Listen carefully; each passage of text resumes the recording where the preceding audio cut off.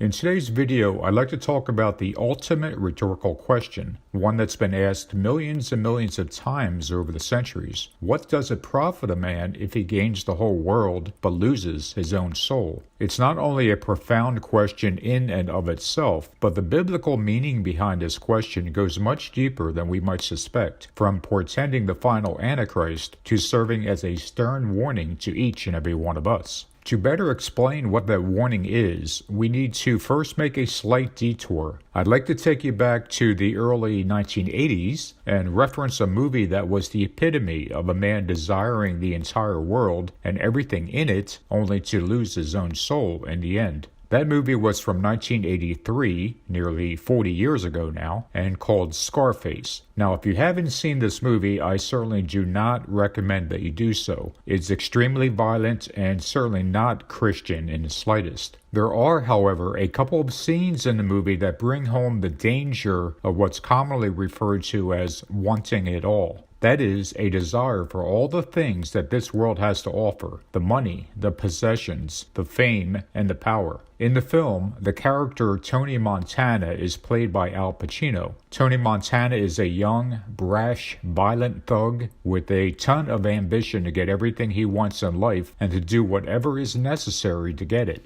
In an early scene, his friend Chico asks him what he wants, and Tony tells him exactly what that is. Me, I want what's coming to me. Oh, well, what's coming to you, Tony? The world, Chico. And everything in it. Oh, man. A bit later, as Tony is on the verge of becoming a drug kingpin, another scene shows him walking out to a balcony, looking up, and seeing a blimp with exactly the kind of message he believes was meant for him.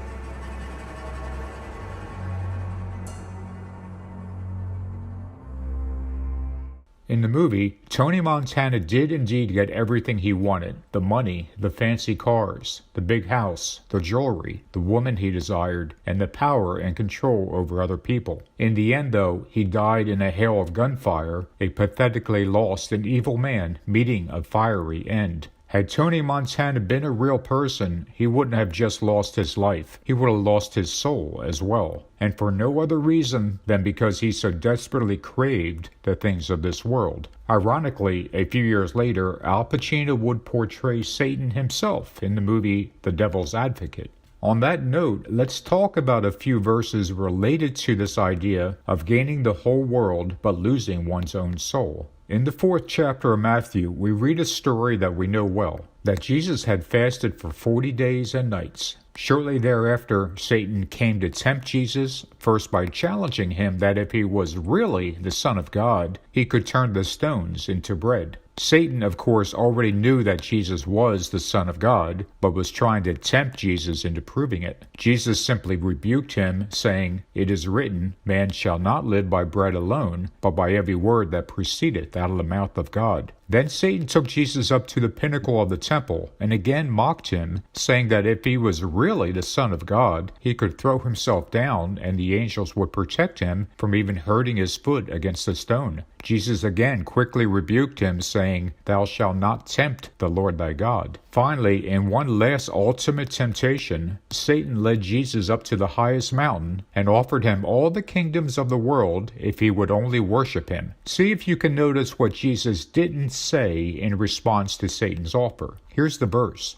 Again, the devil taketh him up to an exceeding high mountain, and showeth him all the kingdoms of the world, and the glory of them, and saith unto him, All these things will I give thee, if thou wilt fall down and worship me. Then Jesus said unto him, Get thee hence, Satan, for it is written, Thou shalt worship the Lord thy God, and him only shalt thou serve. Did you notice that Jesus didn't dispute Satan's authority to give the world's kingdoms to him? That is because Satan is the god of this world, and Satan does have dominion over the kingdoms of earth. They are his to give to whomever he pleases, for now. Jesus would allude to his temptation by Satan in another story that we read of in the 8th chapter of Mark. And in this account, Jesus had asked his disciples what was being said about him. And Jesus asked his disciples, saying unto them, Whom do men say that I am? And they answered, John the Baptist, but some say Elias, and others, one of the prophets. And he saith unto them, But whom say ye that I am? And Peter answereth, and said unto him, Thou art the Christ. And he charged them that they should tell no man of him. And he began to teach them that the Son of Man must suffer things, and be rejected of the elders, and of the chief priests and scribes, and be killed, and after 3 days rise again. And he spake that openly, and Peter took him, and began to rebuke him. But when he had turned about and looked on his disciples, he rebuked Peter, saying, Get thee behind me, Satan, for thou savorest not the things that be of God, but the things that be of men. And when he had called the people unto him with his disciples also, he said unto them, Whosoever will come after me, let him deny himself, and take up his cross, and follow me. For whosoever will save his life will lose it,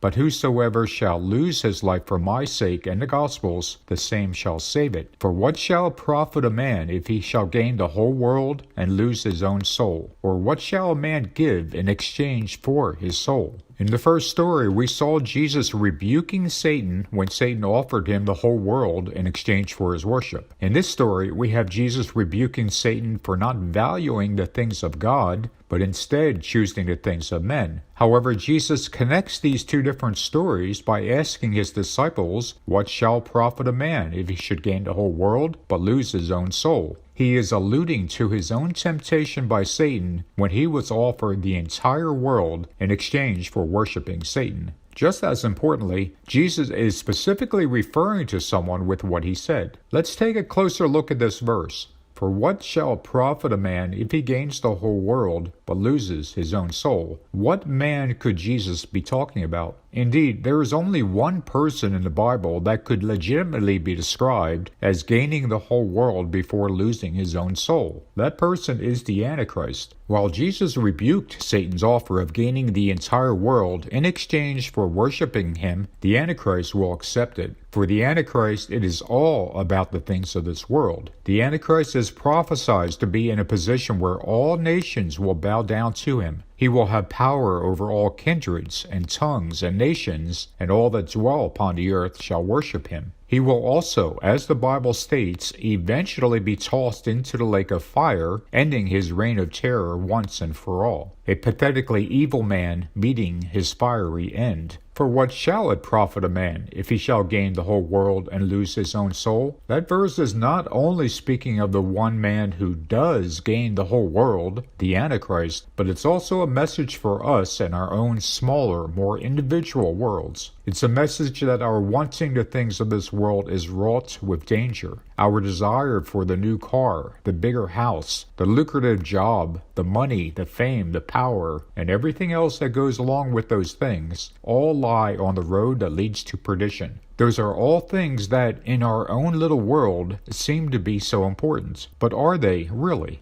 Do they really matter in the end or make us a better person in any way? Will any of these things help us gain the kingdom of God? And the next verse, which reads, What shall a man give in exchange for his soul, tells us of the finality of our decision. That if we decide to travel down the road lined with the things of this world, we risk surrendering our soul once and for all. And if that happens, there's nothing we can do to get it back. Our soul is of infinite value, so extraordinarily beyond what the things of this world are worth that we cannot even conceive of its value. There is simply nothing we can give to get it back. We should heed the warning that Jesus is giving us, and we can do that by looking at the man that Jesus was referring to when he asked, What good will it do to gain the whole world, but lose your own soul? The Antichrist is the personification of what we should not do. He will gain so much more of this world than we ever will, even the entire world, and yet he will lose his soul in the end, a lost and evil man meeting a fiery end.